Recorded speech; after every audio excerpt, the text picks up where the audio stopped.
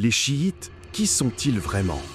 Laissons les idées reçues de côté et revenons à la réalité de ce qu'est réellement le chiisme. Pour comprendre ce sujet, il faut revenir 1400 ans en arrière. Vous n'êtes pas sans savoir que le noble messager d'Allah, paix sur lui, a dit « Ma communauté se divisera en 73 branches, 72 seront dans le feu, sauf une ». Cette prédiction n'a pas manqué de se réaliser quelques années après sa mort, et plus précisément avec l'assassinat du calife Uthman ibn Affan. Ce meurtre sera à l'origine de l'une des plus grandes fitnas que le monde musulman ait connues, impliquant directement de grands compagnons, qu'Allah les agrée tous. Cela aboutira à la bataille du chameau, opposant Ali et notre mère Aïcha. Nous reviendrons un jour sur cet événement si Allah le veut.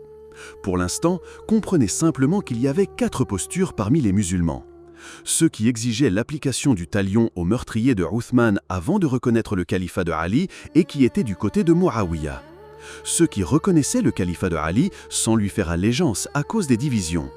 Ceux qui ont refusé de prendre parti pendant les conflits qui ont éclaté entre les musulmans et qui ont considéré que, malgré le fait que Ali agissait selon son ijtihad et fort d'interprétation, il avait commis une erreur claire.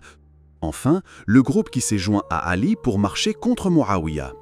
On s'est donc retrouvé avec 2 groupes majeurs. D'un côté, ceux nommés Shi'at Muawiyah, le groupe de Muawiyah, et de l'autre, Shi'at Ali, le groupe de Ali. Le mot Shia doit commencer à vous interpeller, car ces 2 groupes qui s'opposaient étaient de véritables sunnites authentiques. Le prophète avait dit à ce sujet « La fin du monde ne viendra pas tant que 2 groupes ne se combattent.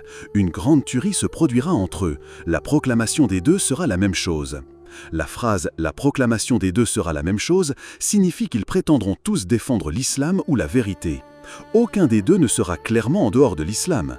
La fin de cette fitna aboutira au renvoi de notre mère Aïcha par Ali chez elle.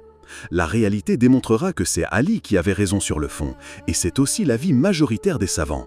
Aïcha elle-même, qu'Allah l'agrée, regrettera d'avoir quitté sa maison pour prendre part à cette affaire.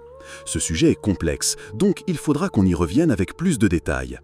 Cela dit, il faut savoir que parmi les partisans de Ali, un groupe va le trahir et le traiter de mécréant.